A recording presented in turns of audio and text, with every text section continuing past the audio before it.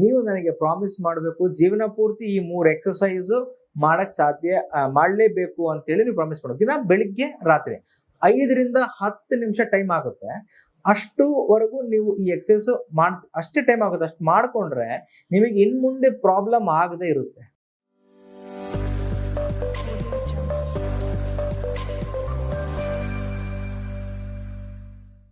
ಸಮಸ್ತ ಆರೋಗ್ಯ ಭಾಗ್ಯ ಕನ್ನಡ ವೀಕ್ಷಕರಿಗೆ ನಮಸ್ಕಾರ. ನಾನು ನಿಮ್ಮ ಡಾಕ್ಟರ್ ರಘುನಂದನ್, ಮಾಣಿಕ್ಯ ನೇಚರ್ ಕ್ಯೂರ್ ಕ್ಲಿನಿಕ್, ಬಳ್ಳಾರಿ. ಇವತ್ತು ನಾವು ಚರ್ಚೆ ಮಾಡುವಂತ ಒಂದು ಟಾಪಿಕ್ ಬಂದ್ಬಿಟ್ಟು, ಎಲ್ಲರೂ ಆಗಿದೆ ಈ ಪ್ರಾಬ್ಲಮ್, ಎಲ್ಲರೂ ಫೇಸ್ ಮಾಡಿದ್ದಾರೆ ಅಂತ ಒಂದು ಟಾಪಿಕ್ನ ಇವತ್ತು ನಾನು ನಿಮ್ಗೆ ತಂದಿದ್ದೇನೆ. ನಿಮ್ಗೆ ಸ್ಪೈನ್ ಗೊಂಬೆ ನೋಡಿದ ತಕ್ಷಣ ಅರ್ಥ ಆಗಿರ್ಬೋದು ನಾವು ಇವತ್ತು ಮಾತಾಡ್ತಿರುವಂಥ ಟಾಪಿಕ್ ಈ low back pain. Back pains ಅಲ್ಲಿ ವೆರೈಟೀಸ್ ಇದೆ, ಬಟ್ ಜಾಸ್ತಿ ಇವತ್ತು ನಾನು ಫೋಕಸ್ ಮಾಡೋದು ಈ ಕೆಳಗಡೆ ಬೆನ್ನು ಭಾಗ, ಈ ಸೊಂಟ ಭಾಗ ನೋವು ಹೇಗೆ ಬರುತ್ತೆ. ಎಲ್ಲರೂ ಕೇಳಿರ್ತೀರ, ಈ disc L4 L5 disc prolapse ಆಗಿದೆ ನನಗೆ, ಆಮೇಲೆ ಬೆನ್ನಾಗಿದೆ, ಕೆಳಗೆ ಬಗ್ಲಿಕ್ಕೆ ಆಗೋದಿಲ್ಲ, ನಿಲ್ಲಕ್ಕಾಗೋದಿಲ್ಲ, ಕೂಡಕ್ಕಾಗೋದಿಲ್ಲ, 10 ನಿಮಿಷ ನಿಂತ್ಕೊಂಡ್ರೆ ಕಾಲು ಎಳಿಯಕ್ಕೆ ಶುರು ಆಗ್ಬಿಡುತ್ತೆ ಅಂಥೇಳಿ ಸುಮಾರು ಈ ರೀತಿ ಕಂಪ್ಲೇಂಟ್ಸ್ ಎಲ್ಲ ನೀವು ಫೇಸ್ ಮಾಡಿರ್ತೀರ. ಯಾಕೆ ಬರುತ್ತೆ ಈ low back pain? First and foremost ಮೊದಲನೇದಾಗಿರುವಂತ ರೀಸನ್ ಬಂದ್ಬಿಟ್ಟು ಪೋಸ್ಚರಲ್ ಇಂಬ್ಯಾಲೆನ್ಸ್ ಅಂತ ಹೇಳ್ತೀವಿ. ಅಂದ್ರೆ ಪೋಸ್ಚರ್ ಅಂದ್ರೆ ಕೂಡುವಂತ ಪದ್ಧತಿ, ಮಲಗುವಂತ ಪದ್ಧತಿ, ನಡೆಯುವಂತ ಪದ್ಧತಿ, ಪ್ರತಿಯೊಂದು ಒಂದು ಪದ್ಧತಿಯಲ್ಲಿ ನಡೀತಾ ಇರಬೇಕು. ಅದೊಂದು ಮಿಸ್ ಆದ್ರೆ ನಮ್ಗೆ ಕಾಯಿಲೆ ಬರೋದು ಏನೋ ತೊಂದರೆ ಆಗುತ್ತೆ. ಕಾಯಿಲೆ ಅಂತಲ್ಲ, ಏನೋ ತೊಂದರೆ ಆಗುತ್ತೆ. ನಾವು ಎಲ್ಲ ಮೂವ್ಮೆಂಟ್, ನೀವು ಒಂದು ಮೂವ್ಮೆಂಟ್ ಆದ್ರೂ ನೋಡ್ಕೊಳ್ಳಿ, ಬೆನ್ನು ಯೂಸ್ ಮಾಡದೆ, ಸೊಂಟ ಯೂಸ್ ಮಾಡದೆ ಮಾಡಕ್ ಸಾಧ್ಯನೇ ಇಲ್ಲ. ಸ್ಟ್ಯಾಂಡಿಂಗು, ಸಿಟ್ಟಿಂಗು, ನಡೆಯೋದು, ನಿಂತ್ಕೊಳ್ಳೋದು, ಬಗ್ಗೋದು, ಎದ್ದೇಳೋದು, ಓಡಾಡೋದು, ರನ್ನಿಂಗ್ ಮಾಡೋದು, ಜಾಗಿಂಗ್ ಮಾಡೋದು, ಯಾವ ಮೂಮೆಂಟ್ ಇದ್ರು ಬೆನ್ನನ್ನ ನಾವು ಪ್ರತಿ ಸಲ ಯೂಸ್ ಮಾಡ್ತೀವಿ. ಅದನ್ನ ಯೂಸ್ ಮಾಡಿ ಮಾಡಿ ಮಿಸ್ಯೂಸ್ ಮಾಡಿ ಅಬ್ಯೂಸ್ ಮಾಡ್ತಿದ್ದೀವಿ ಬೆನ್ನಿಗೆ, ಬಟ್ ರೆಸ್ಟ್ ಅಂತೂ ಕೊಡ್ತಾ ಇಲ್ಲ ನಾವು. ಈ ಲಾಂಗ್ ಬೈಕ್ ರೈಡ್ಸ್ ಮಾಡ್ತೀವಿ. ಈಗ ಎಲ್ಲರೂ ಜಾಸ್ತಿ ಜನ ಯೂತ್ ಸಫರ್ ಆಗ್ತಿದ್ದಾರೆ ಲೋ ಬ್ಯಾಕ್ ಪೇನ್ ಇಂದ. ವರ್ಕ್ ಫ್ರಮ್ ಹೋಮ್ ಅಂತ ಹೇಳಿ ಕಂಪನೀಸು ಅವ್ರಿಗೆ ಸ್ವಲ್ಪ ಹಣನೂ ಕೊಟ್ಟಿರ್ತಾರೆ, ಈ ಕಂಫರ್ಟಬಲ್ ಚೇರ್ ಟೇಬಲ್ ತಗೊಳ್ಳಿ ಅಂತ. ನನ್ನ ಫ್ರೆಂಡ್ಸ್ ಬಹಳಷ್ಟು ಜನ ಇದ್ದಾರೆ. ಸೊ ಅವರು ಅದ್ರದ್ದು ತಗೊಳ್ದೆ ಏನಾಗುತ್ತೆ ಬಿಡು, ನಮ್ಮ ಮನೇಲಿ ಟೇಬಲ್ ಐತೆ, ಚೇರ್ ಐತೆ, ಅಡ್ಜಸ್ಟ್ ಮಾಡ್ಕೊಂಡು ಯಾವುದೋ ಒಂದು ಟೇಬಲ್ ಮೇಲೆ ಇಟ್ಕೊಂಡು ಸ್ಟೂಲಲ್ಲಿ ಕುತ್ಕೊಂಡು ಕೆಲಸ ಮಾಡಕ್ ಹೋಗ್ತಾರೆ. ಇದೇನಾಗುತ್ತೆ, 1 ದಿನ 2 ದಿನ 4 ಅವರ್ಸ್ 5 ಅವರ್ಸ್ ನಡೀತದೆ.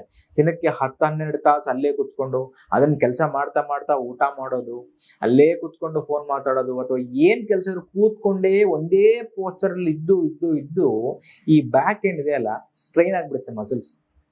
ಮಸಲ್ ಸ್ಟ್ರೈನ್ ಆದ್ಮೇಲೆ ನೀವು ಬಗ್ಗಕ್ಕೆ ಹೋದ್ರೆ ಇಟ್ಕೊಂಡ್ಬಿಡುತ್ತೆ.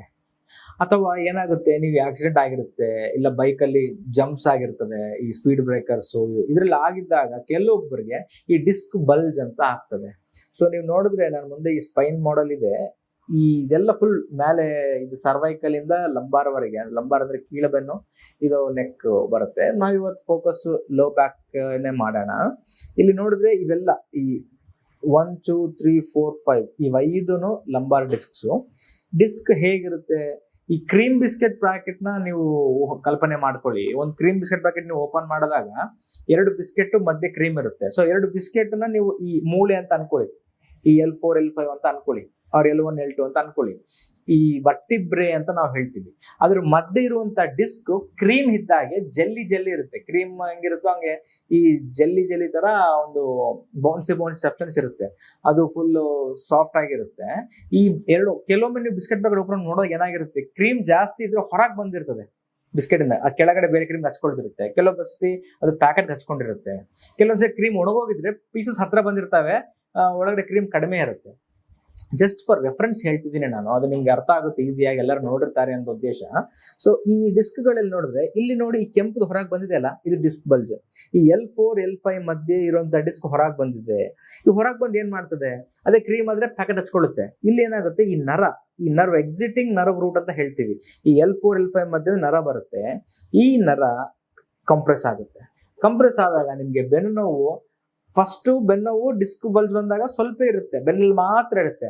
ನೆಕ್ಸ್ಟ್ ನಿಧಾನವಾಗಿ ಏನಾಗುತ್ತೆ, ನರ ಟಚ್ ಆದ್ರೆ ಇಡೀ ಕಾಲುವರೆಗೂ ಬರುತ್ತೆ, ತೊಡೆವರೆಗೂ ಬರುತ್ತೆ, ಮೀನುಗಂಡವರೆಗೂ ಬರುತ್ತೆ, ಕೆಳಗೆ ಪಾದವರೆಗೂ ಬರುತ್ತೆ.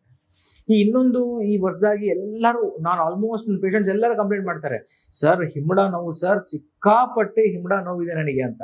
ಅದು ಯಾವಾಗಿರುತ್ತಮ್ಮ ಅಂತ ನಾನು ಕೇಳ್ತೇನೆ. ಬೆಳಿಗ್ಗೆ ಎದ್ದು ಕೂಡಲೇ ಇರುತ್ತೆ ಸರ್ ಅಂತಾರೆ. ಬೆಳಿಗ್ಗೆ ಎದ್ದು ಕೂಡಲೇ ನೋವು, ಮಂಚದಿಂದ ಇಳಿದು ಮೊದಲನೇ ಹೆಜ್ಜೆ ಹಾಕಿಸುವಾಗೆ ಜೀವ ಹೋದಂಗಾಗುತ್ತೆ. ಒಂದ್ 4 ಹೆಚ್ಚು ಹಾಕಿದ್ಮೇಲೆ ಫ್ರೀ ಆಗ್ಬಿಡುತ್ತೆ ಮತ್ತೆ. ಸರ್ ಹಿಮ್ಮಡ ನೋವು ಅಂತಾರೆ. ನೋಡಿ, ಹಿಮ್ಮಡ ನೋವು ಒಂದ್ ವೇಳೆ ನಿಜವಾಗ್ಲೂ ಹಿಮ್ಮಡ ನೋವು ಆಗಿದ್ರೆ 4-5 10 ಸ್ಟೆಪ್ ಆಗಿದ್ಮೇಲೆ ನೋವು ಜಾಸ್ತಿ ಆಗ್ತಾ ಹೋಗ್ಬೇಕು. ಬಿಕಾಸ್ ನಿಮ್ಮ ದೇಹದ ಭಾರ ಎಲ್ಲ ಹಿಮ್ಮಡ ತಗೊಳ್ತಿದೆ. ಬಟ್ ಈ ಕೇಸಲ್ಲಿ ಏನಾಗ್ತಿದೆ, ನಡೀತಾ ನಡೀತಾ ನಡೀತಾ ನೋವು ಕಡಿಮೆ ಆಗ್ತಾ ಹೋಗ್ತಿದೆ. ಅಂದ್ರೆ ಅರ್ಥ, ನೋವು ಇರೋದು, ಪ್ರಾಬ್ಲಮ್ ಇರೋದು ಹಿಮ್ಮಡದಲ್ಲಿ ಅಲ್ಲ, ಹಿಮ್ಮಡಕ್ಕೆ ಸಪ್ಲೈ ಮಾಡುವಂತ ನರ, ಅದು ಬೆನ್ನಿಂದ ಕೆಳಗಡೆ ಬರುತ್ತೆ. ಸೊ ಈ ನರ, ಈ ಬೆನ್ನ ಐತಲ್ಲ, ಈ ಬೆನ್ನ ಹತ್ರದಿಂದ ನಿಮಗೆ ಕೆಳಗೆ ನರ ಬರ್ತದೆ. ಸೊ ಈ ನರ ಒಂದ್ ಕಡೆ ಕಂಪ್ರೆಸ್ ಆಗುತ್ತೆ. ಸೊ ಒತ್ಕೊಂಡದಾಗ ಏನಾಗುತ್ತೆ, ನಿಮಗೆ ಈ ನರ ಒತ್ಕೊಂಡು ಸ್ವಲ್ಪ ಒತ್ಕೊಂಡ್ರೆ, ಒಂದ್ ಆಂಗಲ್ ಒತ್ಕೊಂಡ್ರೆ ತೊಡೆವರೆಗೆ ನೋವು ಬರುತ್ತೆ, ಇನ್ನೊಂದ್ ಆಂಗಲ್ ಒತ್ಕೊಂಡ್ರೆ ಇಲ್ಲಿಂದ ಈ ಮೀನಗಂಡ್ರೆ ಬರುತ್ತೆ, ಫುಲ್ ಪೂರ್ತಿ ಒತ್ಕೊಂಡ್ಬಿಟ್ರೆ ಕೆಳಗವರೆಗೆ ಬರುತ್ತೆ. ಅದನ್ನ ಸಯಾಟಿಕಾ ಅಂತ ಕೇಳ್ತೀವಿ. ಇದೆಲ್ಲರೂ ಗೊತ್ತಿರುವಂತ ಪದ, ಈ ಸಯಾಟಿಕಾ ಅನ್ನೋದು. ಸೊ ಈ ನರ ಒತ್ಕೊಂಡು ಕೆಳಗವರೆಗೆ ಬರುತ್ತೆ ಸಯಾಟಿಕಾ. ಅದು ಅಲ್ಟಿಮೇಟ್. ಅಂದ್ರೆ ಫಸ್ಟ್ ಲೋ ಬ್ಯಾಕ್ ಪೇನ್ ಮೆತ್ತಗೆ ಸ್ಟಾರ್ಟ್ ಆಗುತ್ತೆ, ಆಮೇಲೆ ಸ್ವಲ್ಪ ಡಿಸ್ಬಲ್ಜ್ ಆಗಿ ನೋವು ಜಾಸ್ತಿ ಆಗುತ್ತೆ, ಆಮೇಲೆ ಆ ನೋವು ರೇಡಿಯೇಟ್ ಆಗ್ತಾ ಕೆಳಗಡೆ ಬರುತ್ತೆ, ಸಯಾಟಿಕಾ. ಇನ್ನು ಕೆಲವು ಏನಾಗುತ್ತೆ, ಕಾಲೆಲ್ಲ ಇರೋದಿಲ್ಲ ನೋವು, ಬರೇ ಹಿಮ್ಮಡ ಮಾತ್ರ ಇರುತ್ತೆ. ಅದನ್ನ ನಾನು ಇಷ್ಟಕ್ಕೆ ಮುಂಚೆ ಹೇಳಿದ್ದೆ. ಸೊ ಅದಕ್ಕೂ ನಾವೇನ್ ಮಾಡಿಸ್ತೀವಿ, ಹೋಗಿ ಈ ಹಿಮ್ಮಡ ಎಕ್ಸ್ರೇ ಮಾಡಿಸ್ತೀವಿ. ಸರ್ ಎಕ್ಸ್ರೇದಲ್ಲಿ ಏನಿಲ್ಲ ಸರ್, ನಾರ್ಮಲ್ ಇದೆ ಅಂತ. ಕೆಲವೊಬ್ಬರಿಗೆ ಈ ಹಿಮ್ಮಡ ನೋವು ಏನಿರುತ್ತೆ, ಪ್ರತಿ ಹೆಜ್ಜೆಯಲ್ಲೂ ನೋವಿರುತ್ತೆ, ಅದು ಬೇರೆ. ಮತ್ತೆ ಅದು ಕ್ಯಾಲ್ಕೇನಿಯಲ್ ಸ್ಪರ್ ಅಂತ ಹೇಳ್ತೀವಿ. ಅದಕ್ಕೆ ಇದು ನಾನು ಹೇಳ್ತಿರೋದು ಸಂಬಂಧ ಅಲ್ಲ, ಇದು ಬೇರೆ ಅದು ಬೇರೆ. ನಾನು ಹೇಳೋದು 5 ಹೆಜ್ಜೆ 10 ಹೆಜ್ಜೆ ಹಾಕಿದ್ಮೇಲೆ ನೋವು ಕಡಿಮೆ ಆಗುತ್ತಲ್ಲ, ಸೊ ಅವ್ರ ಬಗ್ಗೆ ನಾನು ಮಾತಾಡ್ತಿದ್ದೀನಿ. ಸೊ ಅವ್ರಿಗೂ ಈ ಬೆನ್ನು ನೋವಿನ ಸಮಸ್ಯೆ. ಸೊ ಮಲಗೋ ಪದ್ಧತಿ, ಈ ಕೂಡೋ ಪದ್ಧತಿ, ನಡೆಯೋ ಪದ್ಧತಿ ತಪ್ಪಿರೋದ್ರಿಂದ ಹಂಗೆ ಬರುತ್ತೆ. ಸೊ ನಾವು ದಿನ ನೋಡುವಂತ ಪೇಷಂಟ್ಸ್ಗೆ ನಾವೇನು ಹೇಳ್ಕೊಡ್ತೀವಿ, ನೋಡಿಪ್ಪ, ನಿಮಗೆ ಕೆಲವೊಂದು ಎಕ್ಸಸೈಸ್, ವ್ಯಾಯಾಮ, 3 ವ್ಯಾಯಾಮ ಇದರಲ್ಲಿ ನಾವು ಮಾಡಿಸ್ತೇವೆ. ಆ ವ್ಯಾಯಾಮ ಮಾಡೋದ್ರಿಂದ ನಿಮಗೆ ಈ ಬೆನ್ನು ಸ್ವಲ್ಪ ರಿಲ್ಯಾಕ್ಸ್ ಆಗುತ್ತೆ. ಆ ರಿಲ್ಯಾಕ್ಸ್ ಆದ್ರೆ ಇನ್ ಮುಂದೆ ನೋವು ಬರಲ್ಲ. ನಾವು ಹೇಳೋದೇ, ಈ ಟ್ರೀಟ್ಮೆಂಟ್ ಬಂದಾಗ ನಾವು ಕಡಿಮೆ ಮಾಡಿ ಕಳಿಸ್ಕೊಡ್ತೀವಿ.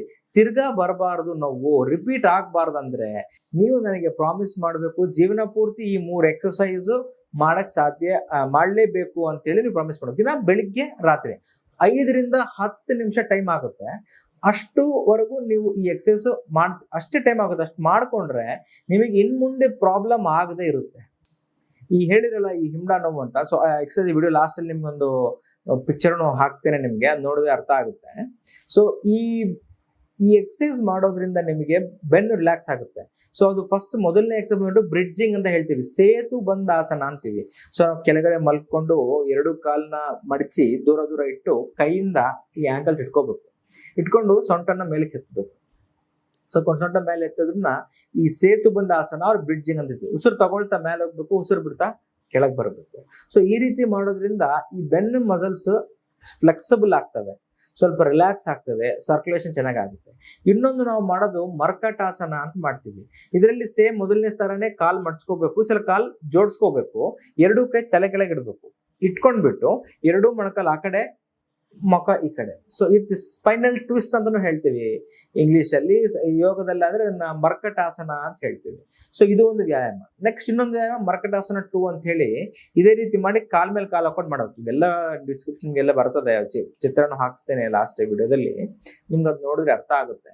ಇನ್ನ ಸ್ಪೆಸಿಫಿಕ್ ಆಗಿ ಇಲ್ಲ ಸರ್, ನನಗೆ ಸ್ಪೆಸಿಫಿಕ್ ಪೇನ್ ಇದೆ, ಒಂದೇ ಕಡೆ ಜಾಸ್ತಿ ಇದೆ ನೋವು, ಅದನ್ನ ಕಾಲ್ ಎಳಿತಾ ಇದೆ, ಏನೆಲ್ಲ ಮಾಡಿದ್ರು ಎಕ್ಸರ್ಸೈಸ್ ಮಾಡಕ್ಕೆ ಸಾಧ್ಯ ಇಲ್ಲ ಅಂದ್ರೆ ನಾವು ನಮ್ಮ ಕ್ಲಿನಿಕ್ ಅಲ್ಲಿ ಒಂದು ಚಿಕಿತ್ಸೆ ಮಾಡ್ತೇವೆ. ಈ ಅಕ್ಯುಪಂಚರ್ ಅಂತ ಮಾಡ್ತೀವಿ, ಮ್ಯಾನ್ಯುಲೇಟರ್ ಥೆರಪಿ ಅಂತ ಮಾಡ್ತೀವಿ, ಕಪ್ಪಿಂಗ್ ಅಂತ ಮಾಡ್ತೀವಿ. ಇದೆಲ್ಲ ಮಾಡೋದ್ರಿಂದ ನಿಮ್ಮ ಈ ಬೆನ್ನು, ಈ ಮಸಲ್ಸ್ ರಿಲ್ಯಾಕ್ಸ್ ಆಗ್ತದೆ. ಅದಾದ್ಮೇಲೆ ಲಾಸ್ಟ್ಗೆ ಕೈರೋಪ್ರಾಕ್ಟಿಸ್ ಅಂತ ಮಾಡ್ತೀವಿ ನಾವು, ಅಂದ್ರೆ ಸ್ಟ್ರೆಚ್ ಮಾಡುವಂಥದ್ದು. ಈ ರೀತಿ ಸ್ಟ್ರೆಚ್ ಮಾಡಿದ್ರೆ, ಕೈರೋಪ್ರಾಕ್ಟಿಸ್ ಅಂದ್ರೆ ಈ ಸ್ಪೈನಲ್ ಅಲೈನ್ಮೆಂಟ್ ಮಾಡ್ಕೊಂಡ್ಬಿಟ್ರೆ ಡಿಸ್ಕ್ ಬಲ್ಜ್ ಆಗಿದ್ರು ಸಹ ನಿಮಗೆ ಸ್ವಲ್ಪ ಆದ್ರೂ ರಿವರ್ಸ್ ಆಗುವಷ್ಟು ಒಂದು ಹೆಲ್ಪ್ ಆಗುತ್ತೆ. ಸೊ ನಿಮ್ಗೆ ಅವೆಲ್ಲ ಮಾಡಿ ಮೇಂಟೈನ್ ಆಗ್ಬೇಕಂದ್ರೆ ನಾನು ಹೇಳಿರುವಂತ ಎಕ್ಸರ್ಸೈಸ್ ಮಾಡ್ಕೊಳ್ತಾ ಇದ್ರೆ ತಿರ್ಗಾ ಮರ್ಗ ಈ ಪ್ರಾಬ್ಲಮ್ ಅನ್ನೋದು ಬರೋದಿಲ್ಲ. ಸೊ ನೀವು ಇದರಲ್ಲಿ ಇನ್ನೊಂದು ಮಲಗೋ ಪದ್ಧತಿ, ಅದಕ್ಕೊಂದು ಚಿತ್ರ ಹಾಕ್ತೀನಿ. ಎಲ್ಲರೂ ಈ ಡಾಕ್ಟರ್ ಹೇಳ್ತಾರೆ ದಿಂಬು ಇಟ್ಕೋಬೇಡಿ, ಕೆಲವೊಬ್ಬರು ದಿಂಬು ಇಟ್ಕೊಳ್ಳಿ, ಕೆಲವೊಬ್ರು ದಿಂಬು ಬೇಡ, ಹಾಸಿಗೆನೂ ಬೇಡ, ಕೆಳಗಡೆ ಜಸ್ಟ್ ಒಂದು ಚಾಪೆ ಹಾಕೊಂಡು ಮಲಗಿ ಅಂತ ಹೇಳ್ತಾರೆ. ಸೊ ಅದೆರಡೂ ಸ್ವಲ್ಪ ಕರೆಕ್ಟ್ ಅಲ್ಲ. ಸೊ ನಾನು ಹೇಳೋದೇನು, ಯಾವಾಗ ಮಲಗಿದ್ರು ಒಂದು ಹಾಸಿಗೆ 1 ಇಂಚ್ ಬೆಡ್, ಅದಕ್ಕನ್ನ ಜಾಸ್ತಿ ಇರ್ಬೋದು, ಮ್ಯಾಕ್ಸಿಮಮ್ 2 ಇಂಚ್, 1 ಇಂಚೇ ಪ್ರಿಫರ್ ಮಾಡಿ. 1 ಇಂಚ್ ಬೆಡ್ ಇರಬೇಕು. ಯಾವಾಗ ಮಲಗಿದ್ರು ಸೈಡ್ ತಿರುಗಿ ಮಲಗಬೇಕು, ಎಡಗಡೆ ಆರ್ ಬಲಗಡೆ. ಮಲಗಿದಾಗ ಸೈಡ್ಗೆ ಈ ಶೋಲ್ಡರ್, ಈ ನೆಕ್ ಗ್ಯಾಪ್ ಇದೆ, ಇಷ್ಟು ಪಿಲ್ಲೋ ಇರಬೇಕು. ಫುಲ್ ಡೌನ್ ಇರಬಾರ್ದು, ಕೈ ಹೋಗ್ಬಿಡುತ್ತೆ. ಫುಲ್ ಜಾಸ್ತಿ ಇದ್ರೆ ಚಕ್ರ ಬಂದ್ಬಿಡುತ್ತೆ. ಸೊ ನಿಮ್ಗೆ ಈ ಶೋಲ್ಡರ್ ಎಷ್ಟಿದೆಯೋ ಅಷ್ಟು, ಅರ್ಧ ಇಂಚ್ ಪಿಲ್ಲೋ ಕಡಿಮೆ ಆಗ್ಬಿಟ್ರೆ ಏನಾಗುತ್ತೆ, ಕೈ ಹೋಗ್ಬಿಡುತ್ತೆ. ಅರ್ಧ ಇಂಚ್ ಜಾಸ್ತಿ ಆದ್ರೆ ತಲೆ ಮೇಲೆ ಒಂದು ಚಕ್ರ ಬಂದಿರುತ್ತೆ. ಸೊ ಈ ಶೋಲ್ಡರ್ ಗ್ಯಾಪ್ ನ ಕವರ್ ಮಾಡೋಷ್ಟು ಪಿಲ್ಲೋ ಇಟ್ಕೊಂಡು ಮಲಗೋದು ಬೆಸ್ಟ್ ಪೊಸಿಷನ್. ಹಂಗ್ ಮಲಗಿದಾಗ ಮೇಲಿರೋ ಕಾಲು ಸ್ವಲ್ಪ ಬೆಂಡ್ ಮಾಡ್ಬೇಕು ನೀವು. ಅದ್ರದ್ದು ಒಂದು ಚಿತ್ರ ಇದೆ, ಅದನ್ನು ನಿಮ್ಗೆ ನಾನು ತೋರಿಸಿ ಕೊಡ್ತೇನೆ ಲಾಸ್ಟ್ ಅಲ್ಲಿ ಹೆಂಗಿರುತ್ತೆ ಅಂತ ಹೇಳಿ. ಇಲ್ಲಿ ವಿಡಿಯೋದಲ್ಲಿ ನೋಡಿದ್ರೆ ನೀವು ಈ ಬಾರ್ಲ್ ಮಲಗೋದು ತಪ್ಪು, ಬಹಳಷ್ಟು ಜನ ಮಾಡ್ತಿರ್ತಾರೆ. ನೆಕ್ಸ್ಟ್ ದಪ್ಪ ಪಿಲ್ಲೋ ಇಟ್ಕೊಂಡು ಈ ಟಿವಿ ನೋಡೋದು, ಪುಸ್ತಕ ಓದೋದು ಬಹಳ ತಪ್ಪು. ಸೊ ಈ ರೀತಿ ಈಗ ಡಾಕ್ಟರ್ಗಳೆಲ್ಲ ಏನ್ ಹೇಳ್ತಾರೆ, ನೀವು ಬೆಡ್ ಬಡ್ಸ್ಬೇಡಿ, ಪಿಲ್ಲೋ ಬಡ್ಸ್ಬೇಡಿ, ಒಂದ್ ಚಾಪೆ ಹಾಕೊಂಡು ಈ ರೀತಿ ರಾತ್ರಿ ಎಲ್ಲ ಮಲಗಿ ಅಂತ. ಸಾಧ್ಯನಾ ಹಿಂಗ್ ಮಲಗಲಿಕ್ಕೆ? ನನ್ನ ಲೆಕ್ಕ ಪ್ರಕಾರ ಸತ್ತಿರೋ ಹೆಣ ಬಿಟ್ರೆ ಬದುಕಿರೋ ಮನುಷ್ಯ 5 ನಿಮಿಷಕ್ಕನ್ನ ಜಾಸ್ತಿ ಆ ರೀತಿ ಮಲಗ್ ಸಾಧ್ಯ ಇಲ್ಲ. ಸೊ ಅವ್ರು ಏನ್ ಮಾಡ್ತಾರೆ, ಸೈಡ್ ತಿರುತ್ತಾರೆ, ದಿಂಬಿಲ್ಲ, ಬೆಡ್ ಇಲ್ಲ, ಹಿಂಗ್ ಕೈ ಇಟ್ಕೊಂಡ್ಬಿಡ್ತಾರೆ. ಸೊ ನೆಕ್ ಪೇನ್ ಬರುತ್ತೆ, ಕೈಯೆಲ್ಲ ಹೇಳ್ತಾ ಬರುತ್ತೆ. ಸೊ ಪಕ್ಕ ತಿರುತ್ತೆ. ನಾನ್ ಹೇಳೋದು, ಯಾವಾಗ ಮಲಗಿದ್ರು ಈ ಒಂದ್ ಕಡೆ ಸೈಡ್ ತಿರುಗಿ ಮಲಗಿ, ಈ ಶೋಲ್ಡರ್ ನೆಕ್ ಗ್ಯಾಪ್ ಇದೆಯಲ್ಲ ಅಷ್ಟು ಪಿಲ್ಲೋ ಇರಬೇಕು. ಮತ್ತೆ ಮೇಲಿರೋ ಕಾಲು, ಈಗ ನೀವು ರೈಟ್ ಸೈಡ್ ತಿರುಗಿ ಮಲಗಿರಂದ್ರೆ ಬಲಗಾಲು ಮೇಲಿಡುತ್ತೆ, ಆ ಕಾಲನ್ನು ಮುಂದಕ್ಕೆ ಮಡಚಬೇಕು. ಈ ರೀತಿ ನೀವು ಮಲಗೋದಾದ್ರೆ ಬೆಳಿಗ್ಗೆ ಎದ್ದು ಕೂಡಲೇ ನಿಮ್ಗೆ ಕಾಲು ಹಿಂಬಳ ನೋವು ಬರೋದು ಇರೋದಿಲ್ಲ, ಬೆನ್ನು ರಿಲ್ಯಾಕ್ಸ್ ಆಗುತ್ತೆ. ಸೊ ಈ ಒಂದು ಅಭ್ಯಾಸ, ಮಲಗೋ ಪದ್ಧತಿನ ಕರೆಕ್ಟ್ ಆಗಿ ಮಾಡ್ಬೇಕು. ಸೊ ನಾನು ಹೇಳಿದ ಮಲಗೋ ಪದ್ಧತಿ. ಕೂಡೋ ಪದ್ಧತಿ, ಕೂತ್ಕೊಂಡಾಗ ನಾವು ಚೇರಲ್ಲೋ ಸೋಫಾದಲ್ಲೋ ಕೂತಿರ್ತೀವಲ್ಲ, ಕಾಲು ಕೆಳಗಡೆ ಹಿಂಗೆ ಬಿದ್ದಿರಬಾರ್ದು. ಕೆಳಗಡೆ ಒಂದು ಸಣ್ಣ ಸ್ಟೂಲ್ ಇಟ್ಟು ನಿಮ್ 2 ಪಾದ ಅದ್ರ ಮೇಲೆ ಸಪೋರ್ಟ್ ಬರಬೇಕು. ಸೊ ಹಂಗ್ ಕೂತಾಗ ಈ ಮಂಡಿ ಇದೆಯಲ್ಲ ಸೊಂಟಕ್ಕಿಂತ ಮೇಲೆ ಬರಬೇಕು. ಸೊ ಈ ರೀತಿ. ಸೊ ಈ ಕೂತಿದ್ರಲ್ಲಿ ಏನ್ ಮಾಡ್ಬೇಕು, ಕೆಳಗೊಂದು ಸ್ಟೂಲ್ ಹಾಕಿ ಕೂತ್ಕೊಂಡ್ರೆ ನಿಮ್ಮ ಈ ಸ್ಪೈನ್ ಇದೆಯಲ್ಲ ಬ್ಯಾಕ್ ಸ್ಟ್ರೈಟ್ ಆಗ್ಬಿಡುತ್ತೆ. ಈ ಕಾಲ್ ಕೆಳಗ್ ಬಿಟ್ರೆ ನಾನು ಹಿಂಗ್ ಸ್ಲಚ್ ಆಗ್ತೀವಿ. ಸೊ ಈ ರೀತಿ ಸ್ಟ್ರೈಟ್ ಆಗಿ ಕೊಡ್ಬೇಕಂದ್ರೆ ಕೆಳಗಡೆ ಒಂದು ಅಡಿ ಅಥವಾ 10 ಇಂಚದ್ದು ನಿಮ್ಗೆ ಆಗಷ್ಟು ಒಂದು ಸಣ್ಣ ಸ್ಟೂಲ್ ಬೇಕಾ, ಒಂದು ದುಡ್ಡಿಂದ ಮಾಡಿಸ್ಕೋಬಹುದು, ಅದು ಸಣ್ಣ ಸ್ಟೂಲ್ ಬರ್ದು ಇಟ್ಕೋಬಹುದು. ಹಂಗೆ ಇಟ್ಕೊಂಡು ಕೂತ್ಕೊಂಡಾಗ ಬ್ಯಾಕ್ ನೆಕ್ ಸ್ಟ್ರೈಟ್ ಆಗ್ಬಿಡುತ್ತೆ. ಈ ಸ್ಪೈನ್ ಶೇಪು ಬೆಂಡ್ ಆಗಲ್ಲ, ಸ್ಟ್ರೈಟ್ ಇರುತ್ತೆ. ಸೊ ಈ ಸ್ಪೈನ್ ನಿಂಗೆ ಈ ಸೊಂಟ ಕಡೆ ಕರ್ವ್ ಇರಬೇಕು, ಮೇಲೆ ಸ್ವಲ್ಪ ಕರ್ವ್ ಕಡಿಮೆ ಇರುತ್ತೆ. ಸೊ ಆ ಪೋಸ್ಟರ್ ಮೇಂಟೈನ್ ಆಗ್ಬೇಕು. ಸೊ ಕೂಡೋ ಪದ್ಧತಿಯಲ್ಲಿ ನಿಮ್ಮ ನೀ should be above your hip ಅಂತ ಹೇಳ್ತೀವಿ. ಸೊ ಕುತ್ಕೊಂಡಾಗ ಕೆಳಗಡೆ ಸ್ಟೂಲ್ ಇಟ್ರೆ ಮೊಣಕಾಲು ಸ್ವಲ್ಪ ಮೇಲೆ ಬರುತ್ತೆ. ಸೊ ಮ್ಯಾಲ್ ಬಂದಾಗ ನಿಮ್ಮ ಈ ಬೆನ್ನು ಸ್ಟ್ರೈನ್ ಆಗದೆ ಇರುತ್ತೆ. ಸೊ ಮಲ್ಕೊಳ್ಳೋ ಪದ್ಧತಿ ನಾನು ತೋರಿಸಿದ್ದೀನಿ ನಿಮಗೆ, ಕೂಡೋ ಪದ್ಧತಿ ತೋರಿಸಿದ್ದೀನಿ. ಆಮೇಲೆ ಎಕ್ಸಸೈಸ್ದು ನಾನು ಚಿತ್ರ ಲಾಸ್ಟ್ ಬರ್ತದೆ ನಿಮ್ಗೆ ವಿಡಿಯೋದಲ್ಲಿ. ಸೊ ಇವೆಲ್ಲ ನೀವು ಮಾಡ್ಕೊಳ್ತಾ ಇದ್ರೆ ನಿಮಗೆ ಈ ಬೆನ್ನು ನೋವಿನ ಸಮಸ್ಯೆ ಬಹಳಷ್ಟು ತಪ್ಪಿಸ್ಬೋದು. ಎಲ್ಲರಿಗೂ ಸ್ಟಾರ್ಟಿಂಗ್ ಸ್ಟೇಜ್ ಅಲ್ಲೇ ಇದೆ. ನೀವೇನ್ ಮಾಡ್ತೀರಿ, ಈ ಸ್ಟಾರ್ಟಿಂಗ್ ಸ್ಟೇಜ್ ಇದ್ದಾಗ ಟ್ಯಾಬ್ಲೆಟ್ಸ್ ಹಾಕೊಂಡ್ಬಿಡ್ತೀರಿ. ಟ್ಯಾಬ್ಲೆಟ್ಸ್ ಹಾಕೊಂಡು ಆ ಕಡಿಮೆ ಆಯ್ತು ಬಿಡು ಅಂತ ಅಳ್ತಾ ಹೋಗ್ತೀರಿ, ಅದು ದೊಡ್ಡದಾಗವರೆಗೆ ಬಿಡ್ತೀರಿ.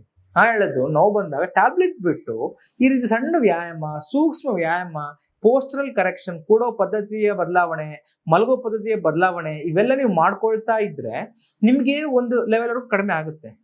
ಆವಾಗ ನೀವು ಬೇಕಾದ್ರೆ ಕನ್ಸಲ್ಟ್ ಆಗ್ಬೋದು.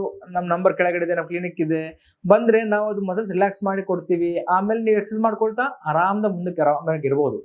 ಇಲ್ಲ ನಾವು ಟ್ಯಾಬ್ಲೆಟ್ಸ್ ತಿಂದು ಬಹಳ ಜಾಸ್ತಿ ಮಾಡ್ಕೊಂಡು ನರ ಒತ್ತೋ ತರ ಡಿಸ್ಕ್ ಹೊರಗೆ ಬಂದು ಇಷ್ಟೆಲ್ಲ ಫುಲ್ ಜಾಸ್ತಿ ಆಗಿದ್ಮೇಲೆ ಬಂದ್ರೆ ಇಷ್ಟು ಎಕ್ಸರ್ಸೈಸ್ ಮಾಡೋಕ್ಕೂ ಕಷ್ಟ. ಸೊ ಫಸ್ಟ್ 10 days ಟ್ರೀಟ್ಮೆಂಟ್ ಮಾಡಬೇಕು, ಆಮೇಲೆ ರಿಲ್ಯಾಕ್ಸ್ ಮಾಡಿಸ್ಬೇಕು. ಅದ ನಂತರ ಕ್ಯಾರೋಪೆಟಿಕ್ ಸ್ಟ್ರೆಚ್ ಮಾಡಿ ನಿಮ್ಗೆ ಮುಂದಕ್ಕೆ ಕಳಿಸ್ಬೋದು. ಹೆಂಗಿದ್ರು ಮಾಡ್ಬೋದು, ಬಟ್ ಅರ್ಲಿ ಸ್ಟೇಜ್ ಅಲ್ಲಿ ನೀವು ಜಲ್ದಿ ಡಾಕ್ಟರ್ ಹತ್ರ ಬಂದ್ರೆ ಜಲ್ದಿಯಾಗಿ ನಿಮ್ಗೆ ಬಹಳಷ್ಟು ಆರಾಮ ಬಹಳ ಜಲ್ದಿ ಸಿಗ್ಬಿಡುತ್ತೆ. ಸೊ ಅದಿಲ್ಲ ಅಂದ್ರೆ ಕಷ್ಟ ಆಗುತ್ತೆ. ಸೊ ಇನ್ನು ಮುಂದಿನ ವಿಡಿಯೋದಲ್ಲಿ ಈ ಎಕ್ಸಸೈಸ್ ಬಗ್ಗೆ ಇನ್ನ ಕ್ಲಿಯರ್ ಆಗಿ ನಾವು ಮಾಡಿ ತೋರಿಸ್ತೇವೆ. ಆ ಒಂದು ವಿಡಿಯೋ ನಲ್ಲಿ ನಿಮ್ಗೆ ಇನ್ನ ಎಕ್ಸಸೈಸ್ ಚೆನ್ನಾಗಿ ಅರ್ಥ ಆಗುತ್ತೆ. ಸೊ ಅದು ನೆಕ್ಸ್ಟ್ ಆ ವಿಡಿಯೋ ಮಾಡೋಣ. ಅಲ್ಲಿವರೆಗೂ ನಮಸ್ಕಾರ.